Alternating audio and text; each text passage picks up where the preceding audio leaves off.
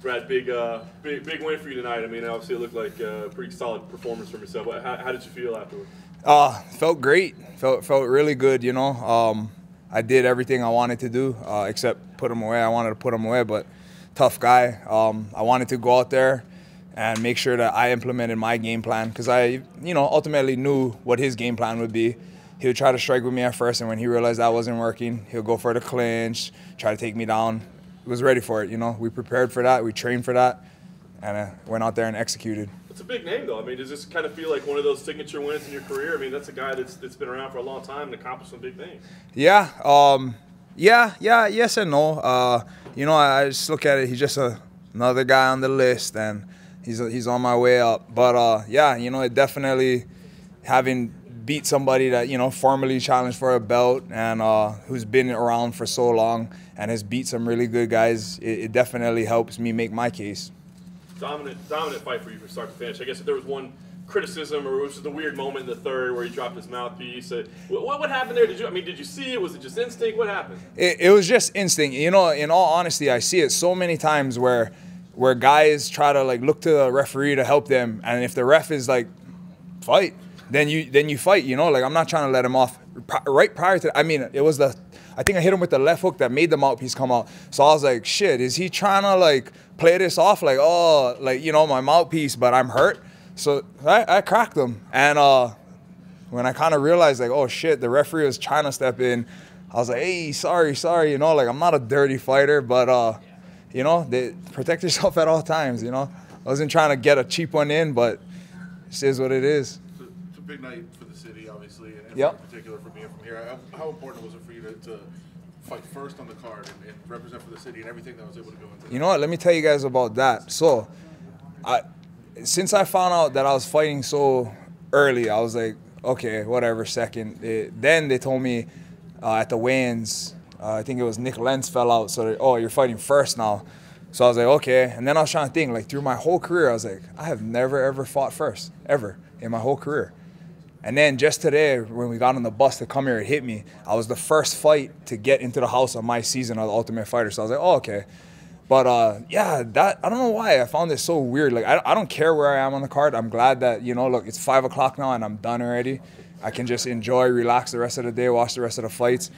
But it's just, I don't know, it was just weird to have nobody in front of me. I was the first one doing everything. Usually there's people in front of you, you're waiting, you wait for them to warm up, to get wrapped up, so on and so forth. But yeah, it was just a little weird thing. But the one thing that I was looking forward to, Dana told us yesterday that there would be 1,500 first responders in attendance. So I hope some of them were out there, because I really wanted to put a show on for those guys, They responded, amazing on Sunday night. So, yeah. Hats off to them and big thanks to them. Was it an emotional week for you? Did you have to try to block stuff out and try to focus just on fighting and everything else that's going on around the city? How tough was that? I'm not a super emotional person like that, but yeah, it definitely was different. You usually start off your fight week on a high, good vibes, just focused, but it's just a weird feeling to start the week off. It really was. I was around the PI Monday, and even there, it just felt like, first thing you see everybody, you want to check and make sure that all of their people are good. So that was always my first question to everybody I saw on Monday, hey, is everybody in your family good? Everybody good? Yeah. For the most part, everybody that I knew was good. One of my girlfriend's friends actually ended up getting shot. She's all right. But yeah, so hit really close to home for my girlfriend.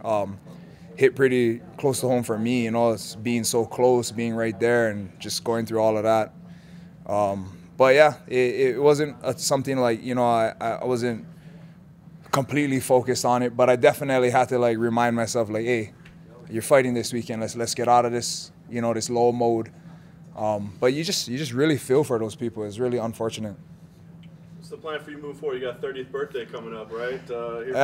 End of the year. I actually have my first keiki on the way, so that's child in Hawaiian. But yeah, so that's why I wanted to bang out another fight really quick, because once the baby gets here, you know, I heard a bunch of crazy stuff about you don't sleep and blah, blah, blah. Yes. So I'm not sure if I'll be able to, how soon I'll be able to take another fight. But my girl is due November 9th, so about a month away.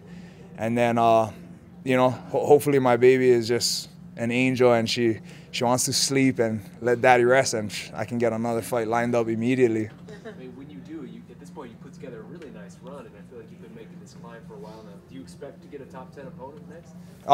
You know, that would be nice. I think Thales was 12 or 13, and I'm not even sure who's right there in front of him. Yeah, that would be nice, you know. But you know, whoever they want me to fight, I'm fine with it. I don't care. I'm gonna keep climbing, and eventually they can't deny me, you know. Do you feel like it's something you've earned at this point? You deserved it? Yeah, you know, when I think about it, like I never think about myself as like a veteran fighter, but when I think about it, I've been in the UFC since like 2010. I think this was my 15th UFC fight. You know, I've been around a while. I was on a streak earlier on in my career, and then I hit a little bump in the road, and you know, had some personal stuff going on in my personal life that, you know, contributed to that. But I'm refocused and ready to rock and roll, you know. And I honestly feel like, you know, I feel like it's cliche, people say it all the time, but I honestly feel like I'm getting better and better. I've been able to show and, you know, showcase new sides of my game. Like that last fight, you know, nobody knew I could wrestle the way I wrestled, hitting switches and stuff like that. And this fight was more striking, but you know, I felt dominant everywhere in there, and my cardio felt on point. You know, I felt like I could have gone another 3 rounds if I had to. So yeah, whoever they give me is who they give me. But yeah, I think it will be somebody in that top 10. You utilized the jab a lot in that fight. Was that part of the game plan for a man against Leites? Definitely. You know, that's kind of, I think I have one of the best jabs in all of MMA and throughout all the weight classes. That's my personal opinion. But that's always something that, you know, that helps me establish my game. But I seen in past fights, especially against Gegard, when Thales fought Gegard, he jabbed him, and I think I have a better jab than Gegard, and I knew that I could get out there early and establish that jab. On the same end, though, I think Thales, I think they prepared that. I think they were ready for me to come out and do that, because the first couple, I thought I'd be able to snipe him right away, but the first couple, you know, he was kind of ready for it with his head movement, his parries and stuff, but I still ultimately was able to jab him all night.